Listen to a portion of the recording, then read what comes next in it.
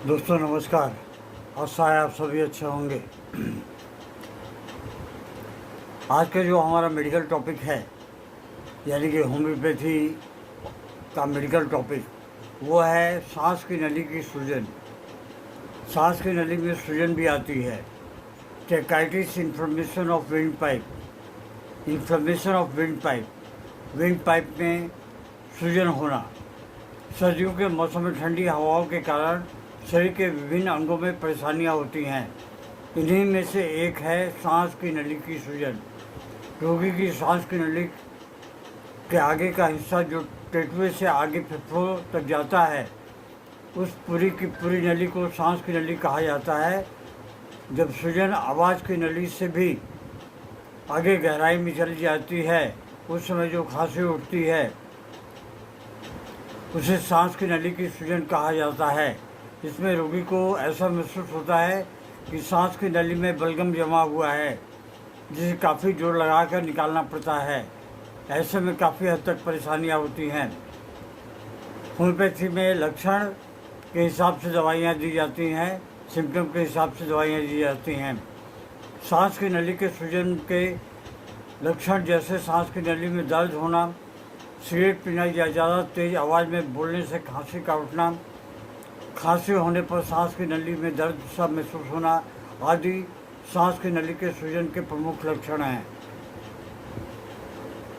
सांस की नली की सूजन और होम्योपैथी में उसके प्रमुख दवाइयाँ जैसे कि ब्रायनिया।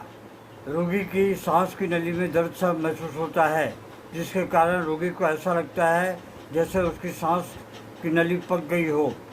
रोगी अगर ज़्यादा तेज़ आवाज़ में बोलता है या सिगरेट आदि पीता है तो उसे खांसी चालू हो जाती है। सांस की नली में दर्द सा होने लगता है। ठंडी हवा से गर्म कमरे में घुसते ही खांसी उठना शुरू हो जाता है। सांस की नली के रोग वाले लक्षणों में ब्रायनिया औषधि 30 की पोटेंसी को दिन में 4 से 5 बार दें तो इससे काफ़ी हद तक आराम होगा।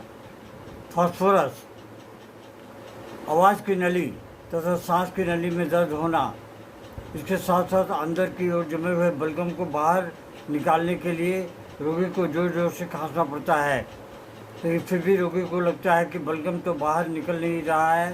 सांस की नली की गहराई में छाती के नीचे की तरफ खुरखुरी सी होना।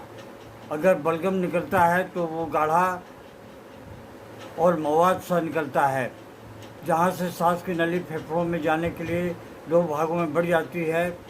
उस स्थान पर खुरखुरी सी होने लगती है।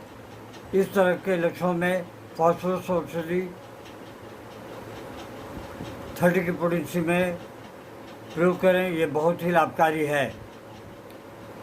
कार्बोवेज, अगर सांस की नली के नीचे का हिस्सा खुश्क हो और रोगी को ऐसा महसूस होता है जैसे उसको ऊपर के भाग में खुरखुरी सी हो रही है, जिसके कारण रोगी को खांसी उठती है, रोगी का गला बैठ जाए, रोग सर्दी के या बरसात के मौसम में बढ़ जाता है, रोगी के जीवन जीने की इच्छा बिल्कुल खत्म हो जाती है।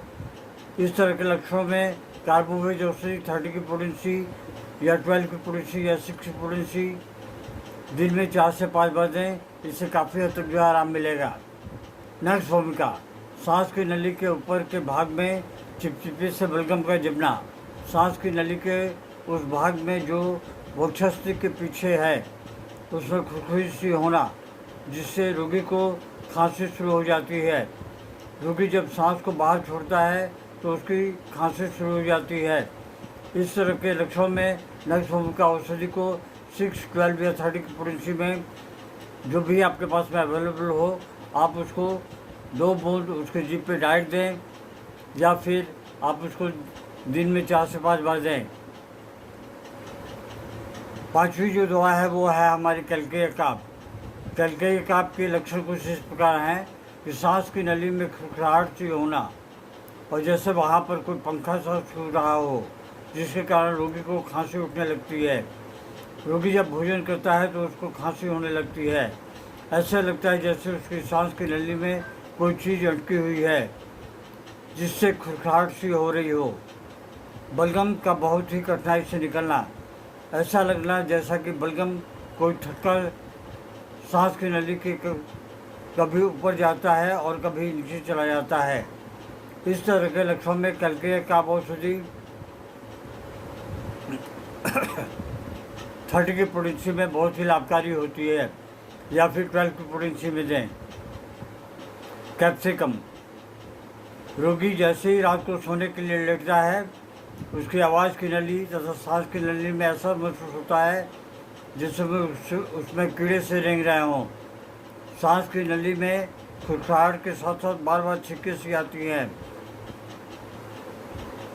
ऐसे लक्षणों में कैप्सिकम औषधि की 6 पोटेंसी हर 2-2 घंटे पे दें। याद रहे, ये रात को ही बढ़ता है। कैप्सिकम का जो लक्षण है वो रात को बढ़ता है। सल्फर, सांस की नली में लगातार खुरखराहट सी होना, रोगी को छाती के अंदर से सूखी या बलगम वाली खांसी का उठना, रोगी का रोग रात के समय में बढ़ जाता है। इस प्रकार के लक्षणों में सल्फर औषधि 12 की पोटेंसी बहुत लाभकारी होती है। आप इसे हर 2-2 घंटे पे या 3-3 घंटे पे दे सकते हैं। अगली जो औषधि हमारी है वो स्टेनोमेट। स्टेनोमेट के लक्षण कुछ इस प्रकार हैं। सांस की नली में बलगम जमा होने के कारण खुरखराहट होने से खांसी उठना, रोगी को जितनी भी बार खांसी आती है, हर बार रोगी की सांस की नली के नीचे वाले हिस्से में दर्द सा महसूस होता है। सांस की नली में से पीले रंग का बदबूदार या मीठा सा बलगम निकलता है। ऐसे में स्टेनोमेट औषधि 12 की पोटेंसी बहुत लाभकारी होती है। इसे हर 2-2 घंटे या 3 घंटे दें। इससे काफ़ी हद तक आराम मिलेगा। कैनाबिस सटाइवा, सुबह उठने पर रोगी को ऐसा महसूस होता है जैसे उसकी सांस की नली में बहुत सारा बलगम जमा है, जो आसानी से निकल भी नहीं सकता। रोगी अगर ज़्यादा खांसता है तो उसकी सांस की नली में दर्द होने लगती है। रोगी को खांसी लगातार होती रहती है। इन लक्षणों में अगर रोगी को कैनाबिस सटाइवा 6 की पोटेंसी दी जाए तो वो काफ़ी हद तक लाभकारी होती है। आशा है इस वीडियो को बार बार सुनें और तब इसका प्रयोग करें, और नहीं तो अपने किसी नज़दीकी होम्योपैथिक डॉक्टर से कंसल्ट करें। नमस्कार, जय Hind. Long live homeopathy, long live Hahnemann.